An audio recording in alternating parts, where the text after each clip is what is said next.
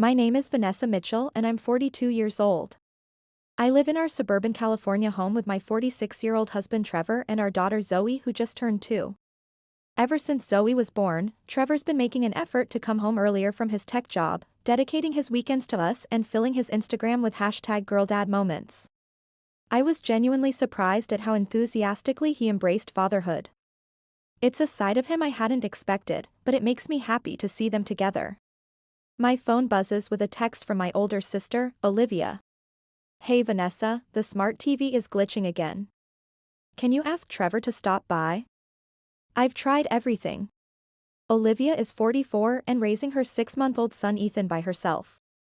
She's always been the beautiful one in our family, the former model with the perfect smile who somehow always needs rescuing. Since Trevor is good with tech gadgets and electronic repairs, he frequently helps her troubleshoot various issues at her place. I text back, I feel sorry for Trevor about always asking him to help with your stuff. That's like the 3rd time this month. Olivia replies instantly, don't worry. He never seems to mind. Actually, he's been so amazing with all this. I'm posting about his help on my stories. #blessedfamily. You really scored with such a caring husband. There's more to why we can't refuse Olivia's constant requests, though. Last month she sent me a private message with a doctor's report attached, just got the results. Ethan has ADHD. I can't believe this. Single mom and now a special needs child? The universe is testing her. ADHD is a developmental disorder affecting attention, sometimes causing hyperactivity and behavioral differences. According to Olivia's frantic voice messages, she started noticing unusual patterns when Ethan was barely a month old.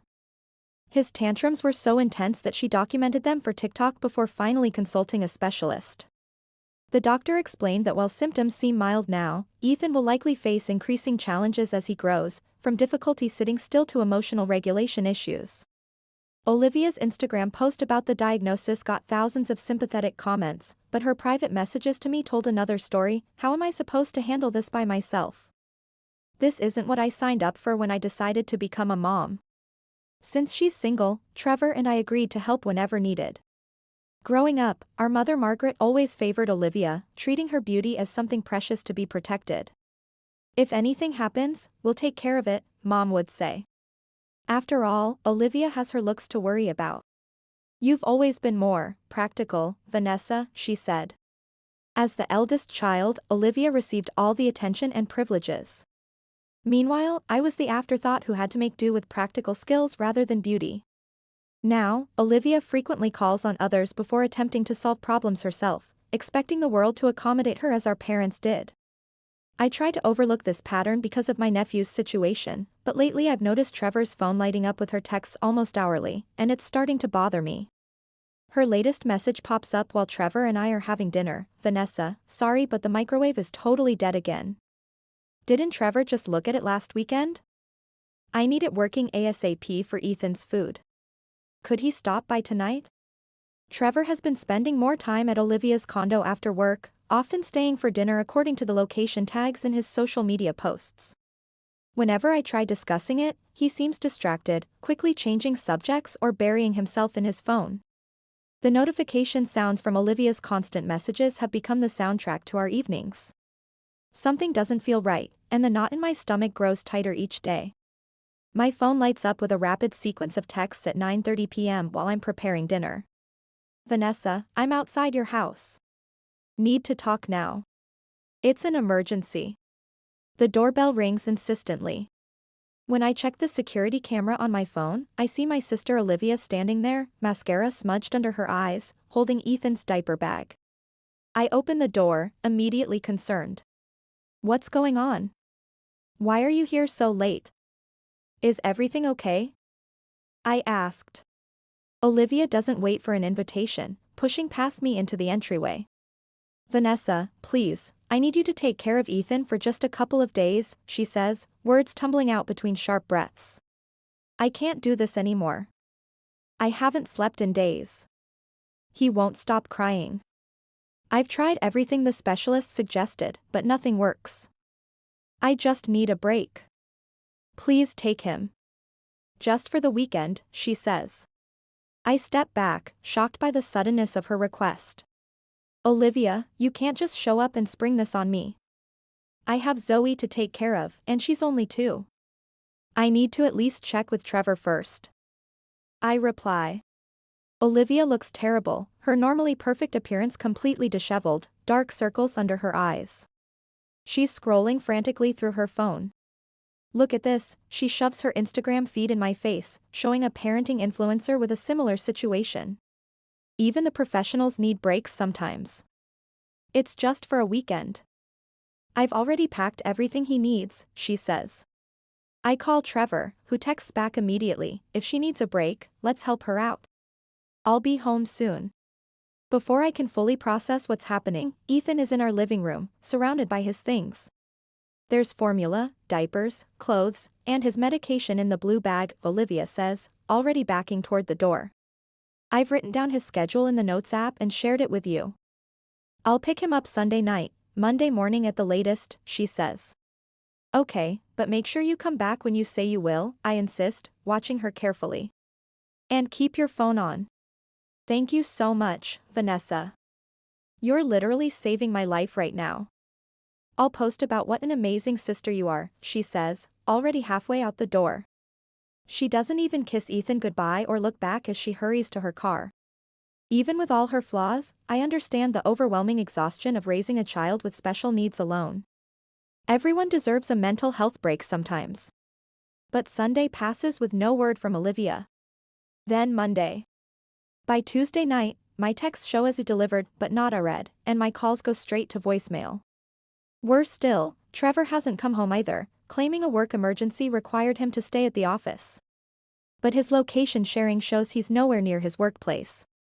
At 2:14 a.m., when I've given up on sleep, an email notification appears on my phone from Trevor's account I've left with Olivia. Divorce papers are in the Google Drive folder labeled Important Documents. Please handle everything. This is for the best. My hands shake so badly I can barely hold the phone. This has to be some kind of sick joke, I whisper to the dark room. I immediately call Trevor's number. But it says, the number you are trying to reach is no longer in service. I try Olivia's phone, but same automated message. I check their social media accounts, both deactivated. Instagram, Facebook, LinkedIn, all gone. They've digitally vanished, abandoning me with a toddler and a 6-month-old with special needs. The next morning, after a sleepless night, I drive to Olivia's condo, Zoe and Ethan strapped in their car seats behind me. The security guard looks confused when I give my name. Ms. Turner cleared out 3 days ago. Said she was relocating for her husband's job opportunity in Europe. Left no forwarding address, he says. Husband? The word hits me like a physical blow. I check Trevor's credit card statements online, 2 one-way tickets to Paris purchased last week. I call my parents in tears. My father answers, concern evident in his voice. My mother takes the phone from him. Well, your sister always did know how to land on her feet. Trevor was quite a catch, stable career, good with children. I'm sure she'll be very happy, she says, as if discussing someone winning a raffle prize rather than stealing her daughter's husband. In the divorce papers, tucked into a shared cloud folder labeled, For Vanessa, I find a note in Olivia's handwriting, I can't handle a special needs child. It would ruin my image. You've always been better at the practical things anyway. Just like that, I'm suddenly a single mother to 2 children under 3. I apply for emergency family leave from my university admin job and call my father in tears. Your mother and I are living on fixed retirement income, he says gently, but we'll help however we can with the children. My father becomes my lifeline, taking the kids to appointments, helping with childcare research, supporting me emotionally when I can barely function. That's just like Olivia, my mother sniffs during one of her rare visits. She always finds someone to take care of her. Trevor must have been quite smitten to leave everything behind, she says. My father gives her a weary look that speaks of decades of similar comments. We may not be young anymore, but we'll do everything possible to help you through this, he promises me, ignoring his wife's callousness. Dad, I don't know what I'd do without you, I admit, watching him patiently feed Ethan. I could place him with social services, but he's family. He's my sister's son. He's my parents' grandchild, I say. Yet the questions haunt me in the quiet hours of night. How could Trevor and Olivia just disappear like this? How could a mother abandon her baby? How could my husband betray me so completely? The anger burns inside me with nowhere to go. I can do this. I will do this. The mantra repeats in my head each morning as I wake up before dawn to prepare for another day as a single parent to 2 small children. Life gradually finds its new rhythm, not in sweeping changes but in small daily adaptations that accumulate over time. 6 years have passed since that night when I received Trevor's email. The initial shock and raw grief have evolved into a steadier determination. Both kids are now firmly settled in elementary school, each developing their own unique personalities far removed from the shadow of abandonment that marked their early years. After waiting nearly 3 years for any contact from Trevor or Olivia, checking my email obsessively, jumping whenever the phone rang, I finally accepted the silence as permanent. I submitted the divorce papers that had been sitting in our shared cloud drive and made it official, my hand trembling slightly as I signed the final page. My attorney looked at me with kind eyes as I handed over the documents. "You've been legally single for years already," she said gently. "This just makes it official on paper," she says. I briefly considered hiring a private investigator to track them down in Europe. I even went as far as meeting with one, a retired police detective with kind eyes and a no-nonsense attitude. "I can find them," he assured me. "People leave digital footprints everywhere these days," he says. But that night, while scrolling through Amazon wishlists for growing children who needed new shoes, winter coats, and school supplies, my priorities crystallized. Zoe and Ethan needed these tangible things, not answers about people who chose to disappear from their lives. I called the detective the next morning and canceled our arrangement. Zoe is thriving in 4th grade now, bright, articulate, and surprisingly protective of her younger cousin. Her teacher recently called to tell me how Zoe stood up to a group of girls who were excluding Ethan from a playground game. "She has a strong sense of justice," Mrs. Henderson said with admiration. "It's rare to see in children her age," she said. Ethan is in 2nd grade, navigating the complexities of elementary school social dynamics while managing his ADHD. His creative mind and unique perspective often leave me stunned. Last week, his art teacher sent home a watercolor painting that demonstrated an understanding of light and shadow far beyond his years. "He sees the world differently," she told me during our parent-teacher conference. "Sometimes his attention wanders, but when he focuses on something that interests him, the results are remarkable," she said. Our Friday family game nights have become a sacred tradition, a small ritual that anchors our week. "It's your turn, Ethan," Zoe instructs with a sister's authority. "Shuffle the cards properly this time." "You always drop them everywhere," Zoe said to Ethan. "Got it," he nods solemnly, his small fingers carefully realigning the deck with unusual precision for a 7-year-old. His tongue protrudes slightly from the corner of his mouth as he concentrates. "Can we play out next?" "I'm really good at catching when you're lying," he adds with a mischievous grin, his earlier concentration broken by excitement. I watch them interact, marveling at their connection. Zoe has no memories of Trevor. She was barely 2 when he vanished, and the few photos I kept are stored in a box in the attic. Sometimes I study her face looking for traces of him, finding them in the shape of her jaw and the way her eyebrows furrow when she's thinking hard. But her personality, her fierce loyalty and determination, those came from somewhere else entirely. Ethan, being only 6 months old when Olivia left, naturally assumes I'm his biological mother. The resemblance between us is coincidental but convenient. We both have similar colored eyes, though his are more striking. Sometimes he'll catch me staring and ask, "What, Mom? Do I have something on my face?" Not realizing I'm searching for answers to questions he doesn't yet know to ask.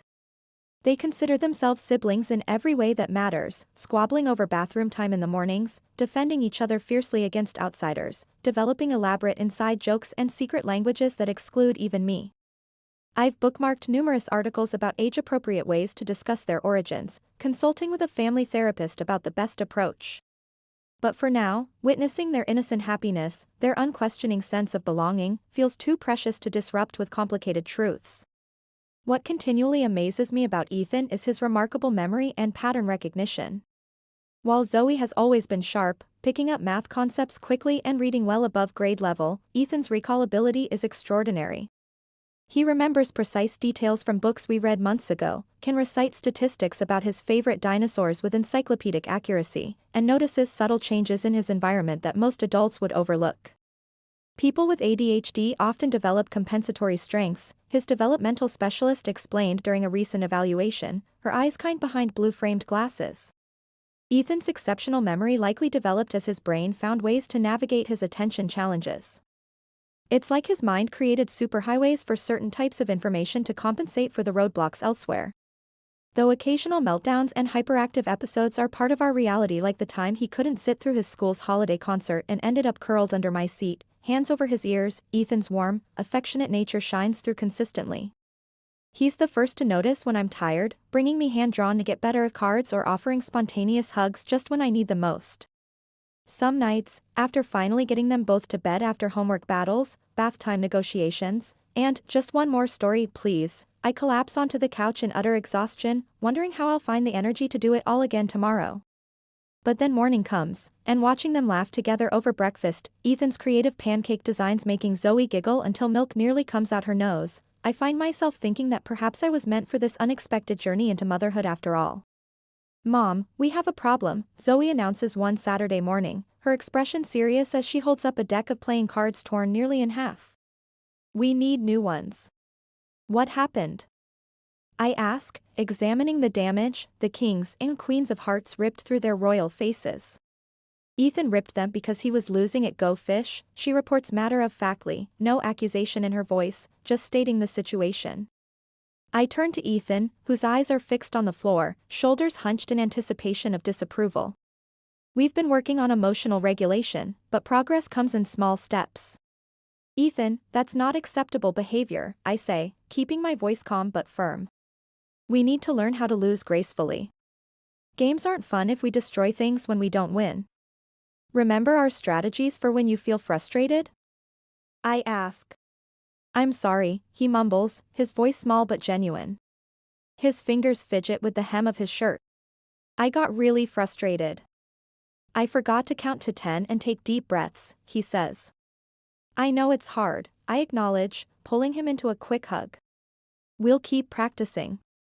For now, let's replace the cards, I say. That afternoon, we head to the mall to buy a new deck. It's a rare outing. I generally avoid crowded places that might trigger Ethan's sensory issues, but both kids have been cooped up studying for tests all week and need a change of scenery. As we browse through the games section, a professionally dressed woman approaches us, her attention moving between Zoe and Ethan with evident interest. She's tall and elegant, with a sleek black bob and statement earrings that catch the light. Excuse me, she begins politely, her smile warm but professional. Are your children represented by any modeling agencies? I'm taken aback by the question, instinctively moving closer to the kids.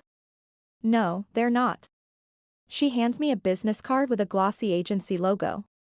I'm a talent scout for Horizon Youth Management. Your children have remarkable features. The camera would love them. The industry is always looking for fresh faces with their kind of natural presence. Would they be interested in trying some modeling work? She asks. Before I can respond, Zoe's eyes widen with interest. Would we get to wear cool clothes? I'd love to try it. The idea of dress up on a grand scale clearly appeals to her. Ethan looks to his cousin, then to me, his expression more cautious. If Zoe's doing it, I'll try too, he says, his characteristic loyalty evident. He's always followed her lead on new adventures. I hesitate, instinctively protective. My son has ADHD, I explain, wanting to be transparent about potential challenges. He sometimes struggles in overstimulating environments, I say. The scout's smile doesn't falter. That's not a concern at all. Some of our most successful models have ADHD, autism, or other neurodivergent traits. Their unique energy and perspective often translate beautifully on camera. We're very experienced in creating accommodating environments for diverse needs, she replies. Her response surprises me. I've become so accustomed to beginning conversations about Ethan with disclaimers and explanations that acceptance without hesitation feels almost suspicious. After careful consideration and thoroughly reading through contracts with my attorney, I allow them to model on weekends only, establishing firm boundaries that their education remains the absolute priority. We start small, a local department store catalog, a children's clothing website. Both children are indeed photogenic. Zoe with her striking features reminiscent of Trevor's good looks combined with a natural confidence in front of the camera, Ethan with Olivia's ethereal beauty complemented by an expressive intensity uniquely his own. Photographers particularly love Ethan's ability to convey emotion through his eyes, calling him an old soul. Through middle school and into high school, their modeling work becomes more consistent. Their initial photos appeared in small catalog features, but their portfolio grows steadily as they gain experience and confidence. Ethan finds that the structured environment of photo shoots, with clear expectations and defined time limits, actually helps him focus his energy. Zoe discovers she has a natural talent for fashion styling, often suggesting adjustments that improve the final images. By the time they reach adulthood, both have blossomed into acclaimed models, Zoe walking Paris Fashion Week runways with a poise that belies her age, Ethan becoming an unexpected icon in alternative fashion circles, his unconventional energy and distinctive features celebrated rather than hidden. Fashion blogs praise his hypnotic gaze and compelling authenticity without knowing the neurological origin of his intense focus. Their success still sometimes feels surreal to me. Watching them on massive billboards or in glossy magazine spreads, I remember the small children who once fit in my lap during thunderstorms. Then, 20 years after Trevor and Olivia ghosted us, something completely unexpected happens. I want to go shopping for real clothes today, not just what they give us at shoots, announces Zoe, now a stunning 22-year-old with her face on perfume advertisements across Europe, visiting home between international assignments. Designer stuff I actually like, not what stylists think I should wear, she says. Will you come with us, Mom? She asks, flopping onto the couch beside me with the same casual affection she's always shown, fame having done nothing to diminish her warmth. Sure, let's head out now, I agree, grateful for time with both my children. Ethan, now 20 and radiating creative confidence despite occasional social anxiety, joins us from the kitchen where he's been experimenting with a new vegan recipe. And we're eating out for lunch too, right? Ethan adds with a grin, running a hand through his artfully tousled hair, a style that's been copied by teenagers worldwide since his Calvin Klein campaign went viral. Your credit card might regret this day, Mom. They say.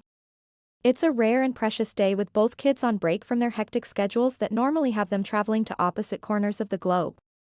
Despite their demanding careers, they've remained remarkably grounded, calling home regularly and still maintaining their childhood bedrooms in my house rather than purchasing luxury apartments as many of their peers have done. A few days earlier, after they both reached legal adulthood, I finally sat them down for the conversation I'd been rehearsing for years. With photos, documents, and as much gentleness as I could muster, I told them the complete truth about Trevor and Olivia, about how I wasn't Ethan's biological mother, about the abandonment, about everything. I was prepared for anger, confusion, perhaps even an identity crisis. To my surprise, neither seemed particularly shocked by the revelation. They exchanged a look I couldn't quite interpret before Ethan spoke.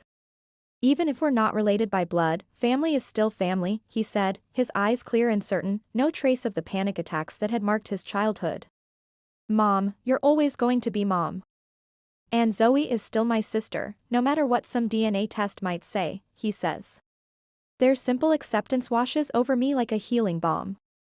Nothing changes between us.